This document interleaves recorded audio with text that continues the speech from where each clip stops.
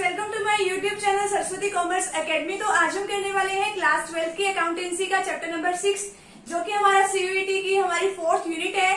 इससे जो पहले वाली जो सीयूईटी की हम 3 यूनिट जो है वो हम ऑलरेडी डिस्कस कर चुके हैं। जो हमारी अकाउंटेंसी के पहले 5 चैप्टर्स हैं वो हमारे उसके अंदर आते हैं, ठीक है। तो उसकी जो प्लेलिस्ट है वो अलग से क्रिएट है, तो आप वहां से चेक कर सकते हैं। अगर आपको कोई भी टॉपिक समझना है या क्लास 12 का कोई भी टॉपिक समझना है तो आप उसमें आसानी से समझ सकते हैं। तो आज का जो हमारा मेन टॉपिक है, जो चैप्टर नंबर 6 है, क्या है वो डिसोल्यूशन ऑफ पार्टनरशिप फॉर्म। इस चैप्टर के अंदर हम देखेंगे कि डिसोल्यूशन क्या होता है, पार्टनरशिप फॉर्म का डिसोल्यूशन किस तरीके से होता है और पार्टनरशिप का डिसोल्यूशन किस तरीके से होता है। तो डिसोल्यूशन का मतलब क्या है, खत्म होना।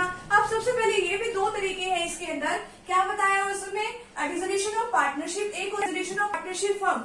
अब देखो डिसोल्यूशन ऑफ पार्टनरशिप यानी कि सिर्फ पार्टनरशिप खत्म हो रही है, पार्टनरशिप फर्म नहीं खत्म हो रही है। सिर्फ जो पार्टनर्स के बीच में जो पुराना एग्रीमेंट है वो खत्म हो रहा है, नया एग्रीमेंट जो है वो स्टार्ट हो जाएगा, ठीक है। अब देखो dissolution of partnership refers to terminal खत्म होना होता है, ठीक है। Terminal of old partnership agreement, जो पुराना एग्रीमेंट होता है वो क्या हो जाता है, बस खत्म हो जाता है। हमारी फॉर्म जो है वो कंटिन्यू चलती रहती है, बुक्स भी जो है यहाँ पे जो बुक्स है वो भी कंटिन्यू रहती है, बुक्स को हम क्रॉस नहीं करते हैं। अब ये ऐसा किस वजह से होता है, अब या तो हम अपने प्रॉफिट शेयरिंग रेशियो चेंज कर ले जो हमारे एग्जिस्टिंग पार्टनर्स है, ठीक है। जैसे पहले वो इक्वली बांट रहे थे प्रॉफिट और लॉस, अब मान लो उन्होंने अपना चेंज कर लिया। अब मान लो पहले इक्वली ए और बी 2 पार्टनर थे, 1:1 थी, अब ए ने 2:1 कर ली, ठीक है। यानी कि ए की रेशियो कितनी होगी 2 और 1 की जो बी है उसकी रेशियो कितनी होगी 1। और क्या है, admission of a new partner, यानी कि कोई नया पार्टनर हमारे बिजनेस में आ रहा है या कोई पार्टनर रिटायर होकर हमारे बिजनेस से जा रहा है तो होता है डिसोल्यूशन ऑफ पार्टनरशिप।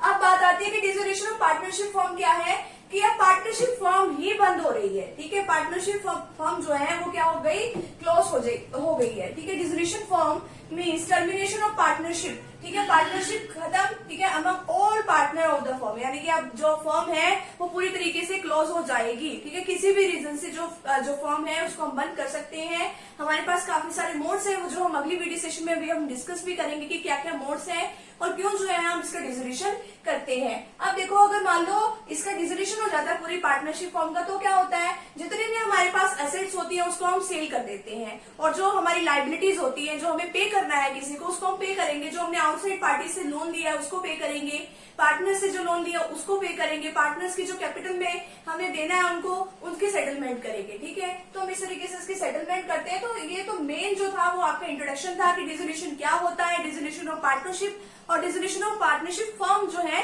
वो किस किस तरीके से होते हैं। तो फटाफट यहाँ तक का आप स्क्रीनशॉट ले लीजिए, आगे